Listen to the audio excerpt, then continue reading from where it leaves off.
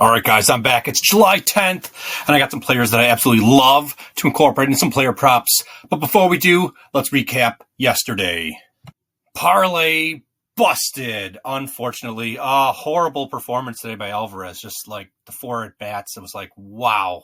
Oh, man, what a day to select you of all days, man. We haven't selected you since really early in the season, and oh, man, what a mistake.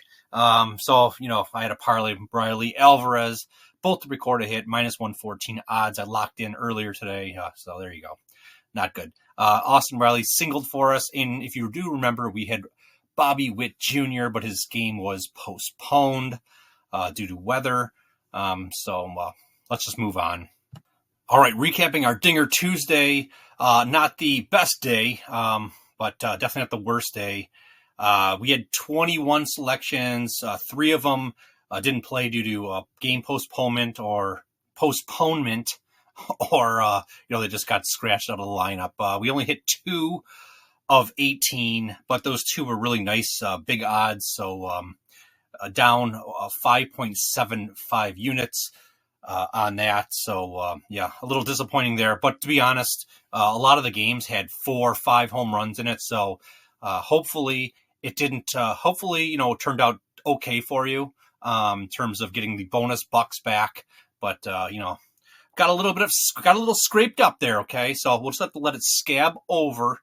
And as long as we don't pick at the scabs, we'll be all set and healed up and attack for next Dinger Tuesday, baby. All right, let's move on. All right, guys, you know the deal. Consider tipping, but I never want any money. All I want you to do is hit that subscribe button. If you haven't subscribed yet, hit the like button so it pushes it out. And even better, just put something in the comment. Just close your eyes and push down on the keyboard on any key you want. Surprise yourself. Surprise me. And just hit that submit button. Takes no time at all. And it just allows the algorithm to go, wow, look at all these comments. It doesn't know that you just put like the letter I in there. It just helps push it out to other people. So that's about it. All right, quickly recapping the season. On our Tier 1 plays of the last 118 that I suggested on the channel, we correctly hit on 98 of them in terms of the players just to record a hit, and missed on only 20 of them for an 83% hit rate. Then on our Tier 2 plays, which both of them for today fall into this category of the last 219 batters that I suggested on the channel just to record a hit, we correctly selected 164 of them and missed on only 55 of them for a 75% hit rate. All right, first matchup, Francisco Lindor versus Patrick Corbin. And when you look at Patrick Corbin's pitch usage percentage, he loves that sinker to the tune of 37% of the time. On average, he throws it. It's his favorite pitch, but it's one that he's the worst at commanding, giving that up at a horrible 344 batting average on the season. Absolutely love this matchup when he throws this pitch for to Lindor. Lindor's crushing the sinker at a 364 rate on the season. Moving on to the second pitch, 28% of the time, the slider.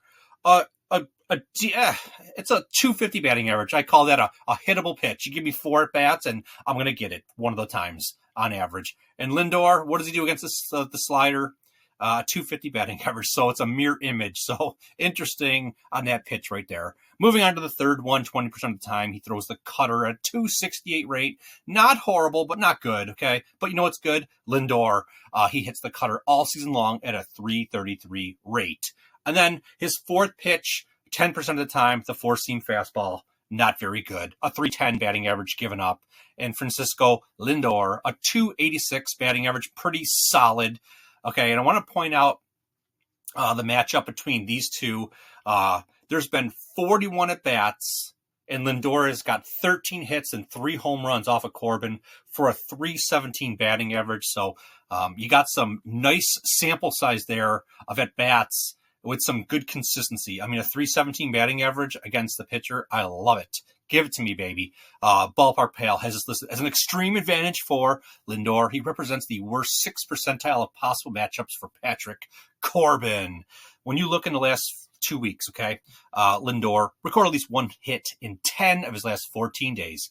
In the last 14 days, a 350 batting average versus left-handed pitchers, a barrel rate that's in the elite range at 16.7%, ISO rate that's in the elite range at 35%. So that's right there just tells me he has the power and the mechanics, if you will, to be a home run threat. Now, it's hard to hit home runs, so it's a little more than just that right there. But I'll get into it. Barrel rate, like I say all the time, but we got a lot of new subscribers. A barrel rate is the percentage of times that you hit the ball with the bat, right? And it leaves at a launch angle between 25 degrees and 35 degrees, also with a exit velocity of 95 miles per hour or higher. It turns out when you do that, it's really easy to hit home runs, okay? So he is in the elite range in terms of the barrel rate, so that's what kind of puts puts it on the radar for him as a home run threat. His ISO rate, which is the measurement of power, is, like I said, elite also. So ISO rate measures the extra bases when you're hitting, like you're hitting doubles, triples, and home runs, okay? So I like to look at the ballpark. I like to look at the weather. I like to look at the pitcher a little bit more. So I'm not saying to play it. I'm saying it's a home run threat, not a home run play. So just to be, real specific there. So like I said, the ISO rate is elite. So he has the power for extra bases. So the over 1.5 total bases, if that's the thing you like to do, you like to just be a straight better, individual bets. I think this is in play. Knock yourself out. But as always, the baseline prediction for Francisco Lindor versus Patrick Corbin is to record a hit. All right, next matchup, Bobby Witt Jr. versus Andre Palante. And this slide is the same one from yesterday's video. The only thing that's different about it is the time up on top, 7:45 p.m. Eastern time. It's slated for 1:45 p.m. Eastern time because it was a rain out and it's going to be a double header. So I think it looks like the first game is going to be the matchup with Palante, okay? Now, if I remember correctly, Palante was involved not too long ago with another situation like this, and he didn't end up playing. So wait until you can confirm that Bobby Witt Jr. is going up against Andre Palante. Make sure Palante is in the slated spot of the first game or the second game. I don't know which. It looks like he's going to be in the first game. So the bottom line is confirm this before you play it, okay? Because a lot of crazy things have happened with rain delays, and the next day the guy doesn't go at all. It's like he was ready to go yesterday, he wasn't, and then he can't even go today. So like I'm saying, just be cautious with this one and make sure that the proper matchup is being had when putting the bet in. Okay, so again, Palante, he loves that sinker. 43% of the time he throws it, and he commands it really well. A 200 batting average. And you're like, why is this one a play? We'll get into it. Bobby Witt Jr. crushes the sinker at a 380 rate all season long. The next pitch, this is where it gets good, okay? 26% of the time he throws the slider, and he's absolutely horrible at commanding it. A 579 batting average. I mean, when are they going to tap him on the shoulder and say, you're not going to throw that one anymore? I mean, you're no good at it. And Bobby Witt Jr., he's just salivating for that one. The slider, oh man, a 333 batting average. Oh, it's absolutely amazing. You're giving a 579 batting average against all players across the league, okay? The good, the bad, and the sucky ones, okay? Witt Jr. ain't sucky. He's pretty good. So, I don't know. I think I love this opportunity right here, especially moving on to the next pitch. 25% of the time he throws the four-seam fastball, and he's horrible at that one too. A 500 batting average given up. Absolutely horrible.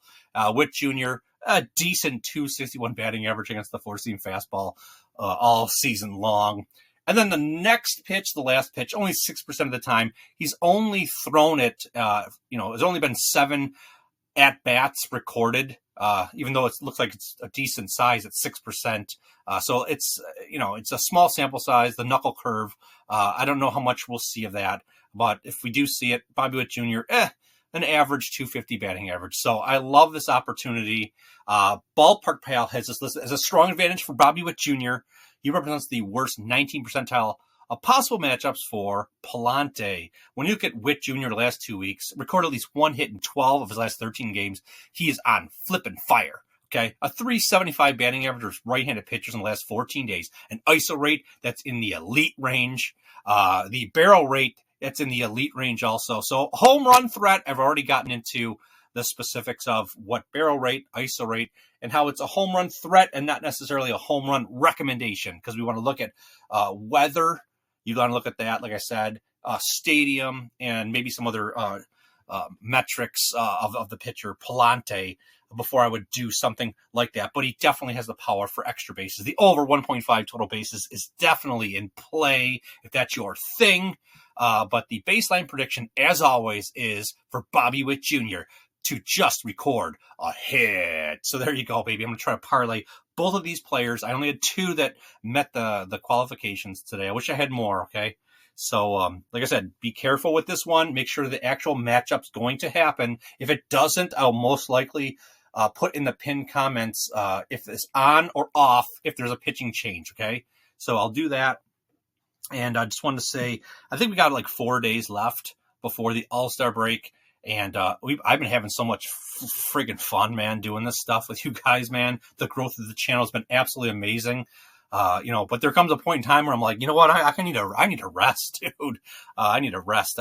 This 4 days is going to be really nice. It's not going to mean I'm not going to go and touch the computer at all. I'm really excited to kind of recharge the batteries, so to speak, and start looking into some college football stuff and preparing for that, because that's, before you know it, that's going to be right around the corner, man. College football. Absolutely love it. We're going to have some real fun with college football this year. So, I don't know. What else I want to touch base on? That's about it, I think. I don't know. Yeah, that's about it. We'll leave it right there. So there are my 2 plays I absolutely love, and I absolutely love all you guys, and all you guys, taking the time to hit that like button. Doesn't take much time, right? And, put something in the comments. It doesn't mean you have to spend a whole heartfelt, thing, even though I absolutely love it. And I'm home now, so I will be responding. So if you do write something of significance in there other than just typing a question mark or whatever, I will respond to it. So like I said, absolutely love all you guys and love the love that you're showing the channel. I'll leave it right there. I'll just talk to you guys tomorrow.